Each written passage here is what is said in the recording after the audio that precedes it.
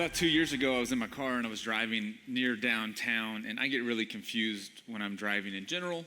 No directional abilities given by God, and so I'm really reliant on the GPS in my phone, especially when I get downtown. I get so turned around and confused when I'm trying to navigate the one-way systems whoever designed downtown don't understand. And so I'm trying to figure out where I'm going, and so I have my phone in my hand as I am driving, paying attention to the GPS, and I come to a traffic light, and I'm pretty certain it's green, and so I keep driving, looking at my phone, making sure that I know where my next turn is, and then all of a sudden to my left, bam, I get hit by this giant, like F-450, like commercial work truck.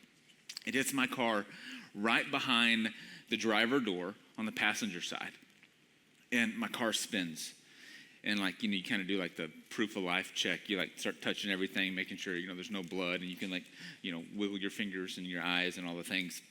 And I was fine. My car was not, but I was fine. And I wasn't willing to admit to the insurance company that I was certain that the light was red.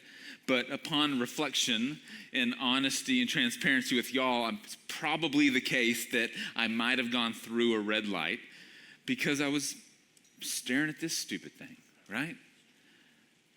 Distracted driving is something we see billboards for. If you drive around at night, it is a certainty that literally every car that you look at, the person who is driving is on their phone while they're also driving. And we recognize how dangerous it is, how risky it is to drive around on our interstate systems and in our roads while we're paying attention to our device. I would contend that just as risky and just as dangerous for our lives is not just distracted driving, but distracted living. The way that we use our technology, the way that we use our devices in our life, if we're not careful, if we're not intentional and wise with the choices that we're making, the same things that happened to me in my car, I think we're at risk of happening in our lives. We're going to end up hitting the wall or being hit by something or finding our lives in a place that we didn't prepare for or expect or choose. We're in the middle of this Guardrails series and actually at the tail end of it. And over the last month or so, we've been talking about the importance of making intentional, wise determinations in our life about where to set some boundaries and where to set some limits. Our highway systems have guardrails, and in the same way, our lives need guardrails so that we don't end up running off the road or into a ditch or wrecking our lives. And we've talked about different categories in which we need these lives, and today we're going to be talking about technology. Now, the definition we've been using for guardrails, if you are catching up, this is the first time you're with us, this is the definition we're using for a guardrail. It's a predetermined boundary or limit that's intended to keep you from straying into areas of danger. A predetermined boundary or limit to keep you from straying into areas of danger. And probably over the last decade or so, there has been this building sentiment and consensus that one of the areas of life that we likely need guardrails around are our devices, or our technology. In fact, it's so common now to see people so focused on their phones or their tablets or their computers or their gaming systems or even their TV. I know we got a whole age range here this morning, and so you just insert your device of choice. I'm going to kind of grab the lowest hanging fruit. That's going to be our phones. But if it's your TV, or for your child, it's their iPad, whatever it be, just insert the blank when I say phone or device, because we all know which device or which piece of technology we struggle with most. But it's so common for these things to be the default attention getter in our lives. This is the thing that we pay attention to more than anything else, and most importantly, than anyone else in our lives. If you went to dinner this evening, what percentage of people at dinner would be in the middle of dinner, maybe not even in conversation, because they got like this, right? You go anywhere, and we are so focused on our screens that we are missing the life that is happening around us. We are present to the one thing in our hands, and we are failing to be present to all of the things that are happening in our lives around us. And this has been building for years. We are becoming more consumed and more focused and more distracted by all of our devices. Recently, I was reminded of a quote that Henry David Thoreau said in his kind of seminal work, Walden, where Thoreau goes to the woods and spends 2 years living in simplicity and reflects on humanity. Now, he wrote these words almost 200 years ago, but this is what Walden said. He said, "The cost of a thing is the amount of what I'll call life, which is required to be exchanged for it, either immediately or in the long run. The cost of a thing is the amount of life which has to be exchanged for it, rather in this moment or eventually." My question for us as it relates to our technology and our devices is, how much life are we exchanging for them? Average estimates show that we spend at least 3 to 4 hours a day on our devices. Upper estimates, especially for our teenagers and for our generation in their early 20s, 10, 12, 16 hours a day. Now, we don't like to acknowledge it. And when we do have to acknowledge it, we've got a whole host of justifications for why we are so focused on and consumed with our devices. Parents, you know those moments when your kid has tried to get your attention and you're in the middle of doing something on your phone, or you're in the middle of engaging with something on the TV. Maybe it's not your kid, maybe it's your significant other. They're like, "Hello, did you just hear anything I said?" Because we're always grabbing, always paying attention to our devices. Research now shows that just the presence of a device out on the table or out on the counter immediately lowers our cognitive abilities. So, studying for a test and your phone is out on the table, you're less smart than you would be if you just put the phone away. True. If you're doing work and your phone is out, if your device is out, there is this little whisper that it does to us that's like, you probably need to check me, right? Something's probably happened that you need to grab and that you need to pay attention to. If you had to estimate how many times you pick up, look at, check your phone, how many times would you say that you do it a day? 50? 100? 500? We're probably all in the triple-digit ranges if we're being honest with ourselves. Now, the problem with this is not just we got to try harder or we got to do a better job as people. What we have to begin to recognize is that these devices and this technology is intended to create the effects on us that we're experiencing. They're designed to take advantage of a vulnerability in our human consciousness, the way that we're wired as people, so that we pick them up more and more and more. It's the same phenomenon that keeps people addicted to slot machines, right? Because the cost is low, the potential payoff and reward is high, and there's this intermittent, uncontrollable variable about when the payoff's going to come. So like a slot machine, you put your coin in, you hit the lever over and over and over again, right? You know at some point there's going to be this payoff that you get excited about, and whether it's 5 coins or $50 or $1,000, whatever the amount is, when that happens, it creates this pattern in your brain of like, that felt good, do it again. Same thing that happens when you pick up your phone, right? I am certain that if I told you all to open your phone, you all have a pattern that you go through, right? I'm going to open mine. Yep, I hit email. I go to work account. Nope, no emails there. I go to personal account. Nope. And then I go to shared family account because my wife probably didn't check this one, and so I'm going to look at this one, right? No, nothing there. Okay, well, let me hit Twitter and see what's going on there, and then let me check Instagram. Did anything new happen there, right? Oh, it's in the evening time, so there's probably a game on. So let me see ESPN. Are there any scores that have happened there? right? That's my rhythm. We all have one because we've been programmed by our devices and by these apps to repeat the same behaviors over and over and over again. Right? You scroll, you see a funny video, you scroll, you see an interesting post, you scroll and you see something you didn't know, right? These little rewards of dopamine happen in our brain. We are being trained and programmed to continue to scroll and continue to scroll and continue to scroll. We even have phrases for it now.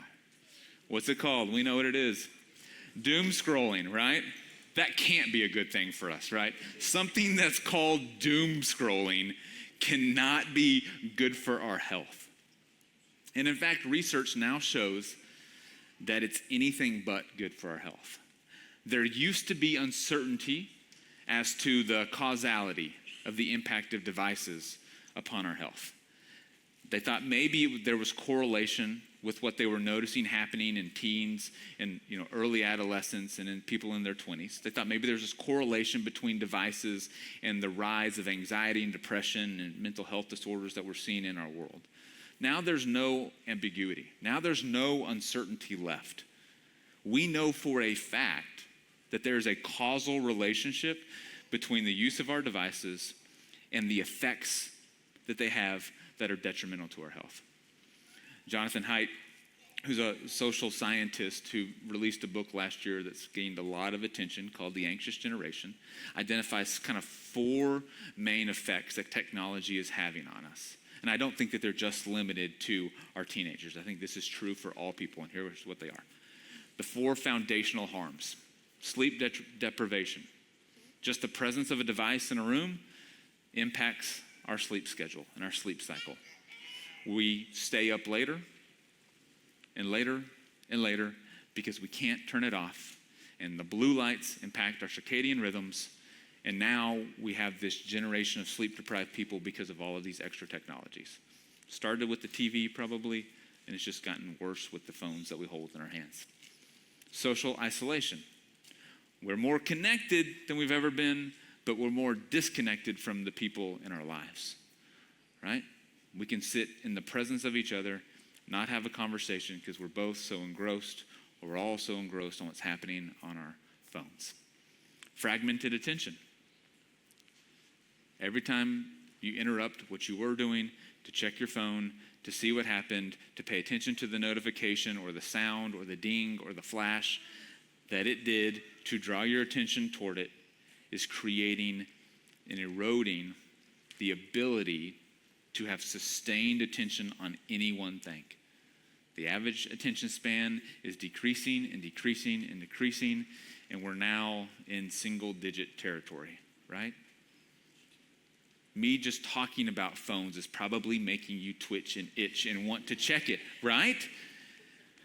There's like this just instinct where wherever you keep your phone, mine's my back pocket. And so it's just this instinct that you just need to just touch it, make sure it's there, right? It's like when you're a new parent and you just reach out and touch your baby just to make sure that they're still there, right?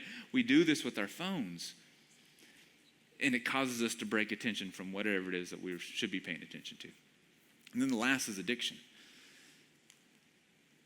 It's not a neutral effect that technology is having on us. We are being shaped and formed by the technology around us and the technology that we're using. Now, I'm not someone who thinks all technology is bad. I'm not like we should get rid of all phones and all TV and all that stuff. Like, there's utilitarian purposes to it. But I think what I want to remind us of is we are not being intentional with the technology and the devices in our life. We're not making intentional choices. If you use your phone exclusively for a work purpose or exclusively because you're trying to look up one piece of information, that's a deliberate, intentional choice. I think that's great. But when you just grab it out of habit and then you just kind of go through your app cycle or you just start scrolling because you need to alleviate the boredom you feel or the anxiety that you feel or the disconnection you feel in your life, that's where we start to have problems. We are starting to become dependent and reliant on our technology. Not in the sense of like we kneel down and worship to them. But if you're feeling crummy, if you're feeling disappointed or bored or lonely, better than not chance that that's where you go first. You just grab it, hoping that it'll bring you a little bit of comfort, a little bit of dopamine, a little bit of enjoyment, a little distraction from whatever's happening in your life, right? In the presence of a hard conversation, what do you want to do? You just want to numb yourself out from whatever just happened? We have to pay attention to the effects that this is having on us. And we have to begin to set up some guardrails. Otherwise, the places that unrestrained and unregulated technology use takes us to are really harmful to us as people. And parents, this should be a screaming red flag for you as you think about the guardrails and the boundaries and parameters that you have for your children. I think the question that we have to be asking as it relates to our technology is this one. How are you being formed by your technology? The answer is it's not neutral. Your technology is forming you. It's molding you. It is shaping you. It is having an effect on you. The question is, are you aware of it? Do you have a sense of what your technology is doing to you?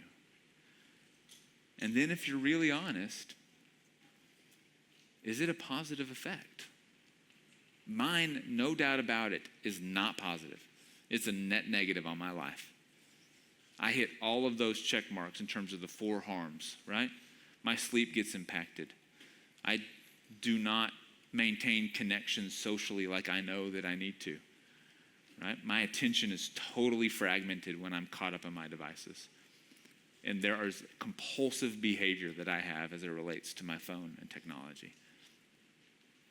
Like, if I showed you my screen time from this past week writing a sermon against technology, like, you would laugh.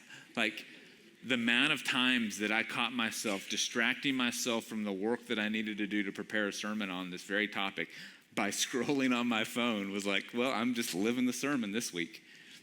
It's so easy to do. And so we have to begin to think, what is a way to combat the effects that technology has on us? And to do this, the Apostle Paul shares some words to a group of Christians in Rome. And this just, we can almost memorize this as like our weekly Bible verse. But this is what Paul says that I think is such good guidance, clarity around where guardrails need to exist, and a little bit of hope for us in the face of all of this technology. This is what Paul says in Romans 12. He says, "Do not conform to the patterns of this world, but be transformed by the renewing of your mind." You've probably heard this before. Do not conform to the pattern of this world.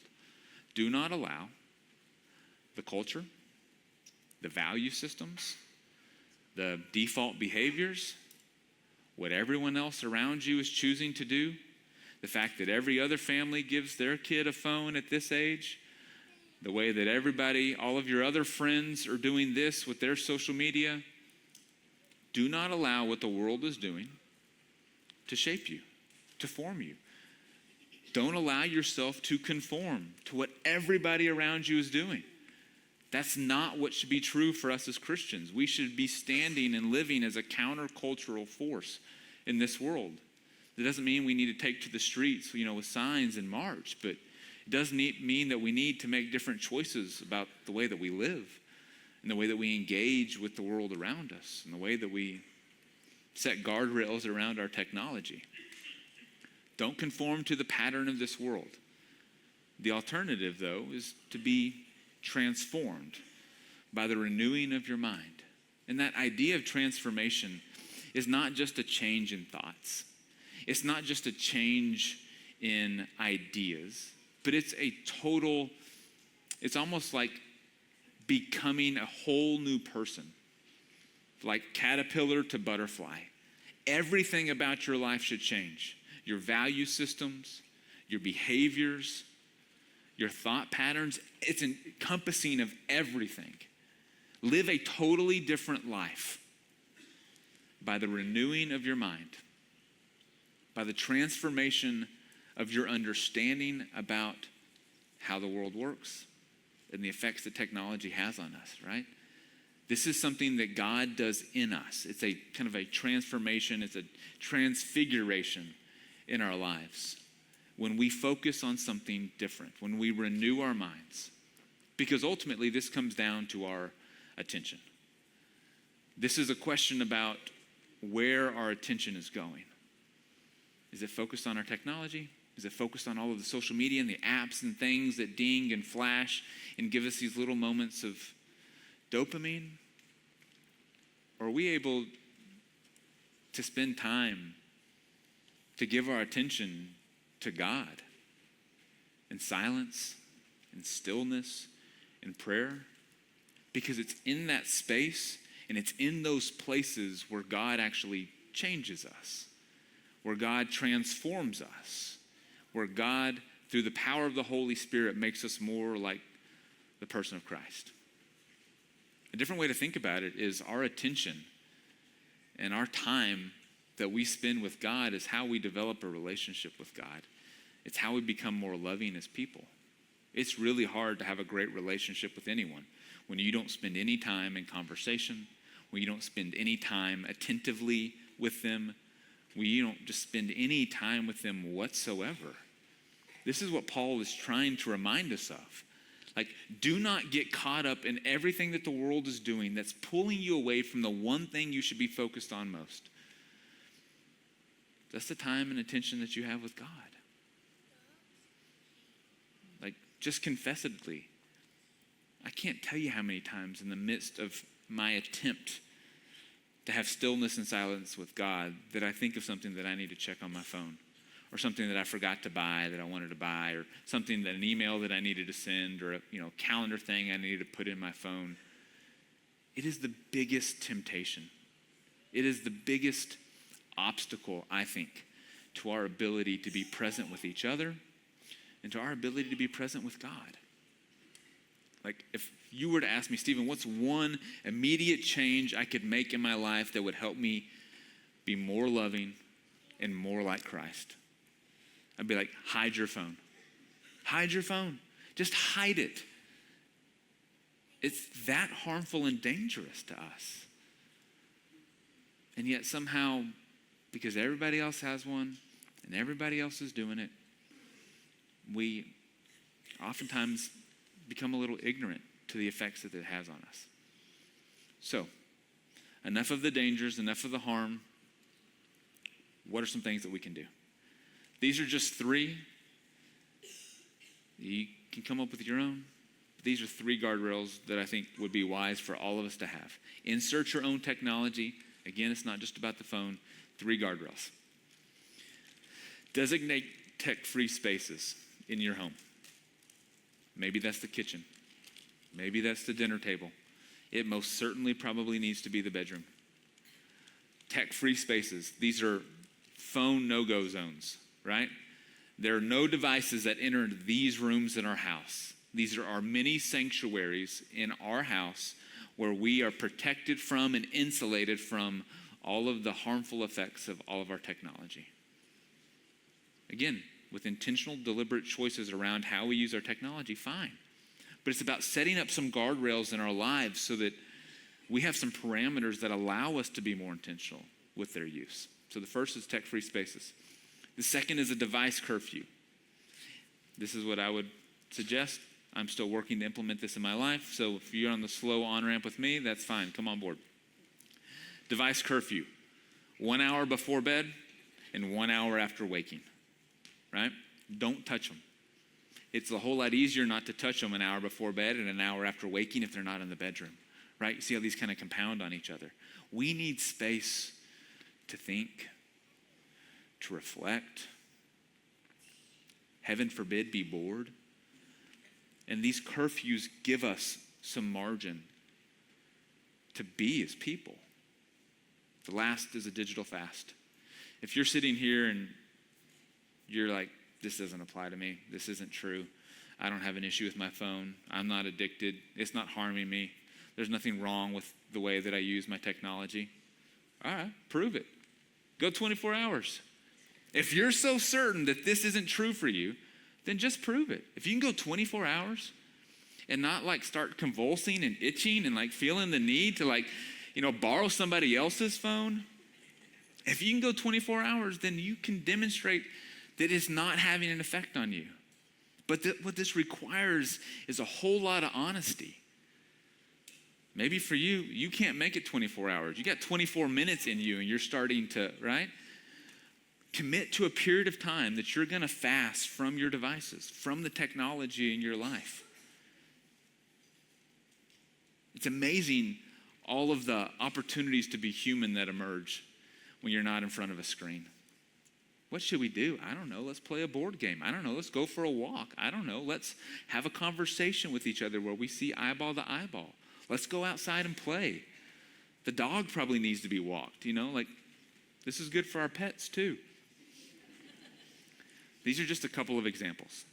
There are some others that can be more specific to your season and stage of life. Parents, for you, maybe one of the guardrails is not before this age. There's kind of a common sentiment around technology, or this idea around wait until they're 8th or wait till 8th. Wait till they're in the 8th grade to give them any type of device. That's an example of another guardrail, right? Now, 3 resources, and then I'm going to close in prayer. 3 books if you want further reading on this. If you have children in your home, I think you should read the first 2. The Anxious Generation by Jonathan Haidt, The Tech-Wise Family by Andy Crouch, and Digital Minimalism by Cal Newport. All 3 highly recommended by myself and the other pastors here at the church. These are important resources that I think will help you continue to establish some wise guardrails around our technology. Ultimately, what this is about is making wise, intentional choices that lead us closer to God. Whether it's your technology, whether it's your money, whether it's your time and your calendar or your relationships. What we want for everyone is to live into the life that God has designed for us, that God is wanting for us and hoping for us. And sometimes we got to be a little more intentional with these categories in our life and with the choices that we're making. And so my hope and prayer is that as a church, we would commit to these guardrails, that we would live them out, and that we would see the fruits of them in our life. Let me pray for us as we continue in worship. Gracious God, thank you for the opportunity to be reminded of what you desire for us as people. God, your rules aren't to restrict us. They're to guide us and to protect us and lead us to a life of abundance in you. God, may we be wise people. May we be intentional people and make the commitments that we need to make and establish the guardrails that we need to make so that we can live into the fullness of the life that you desire for us. We pray this in your name. Amen.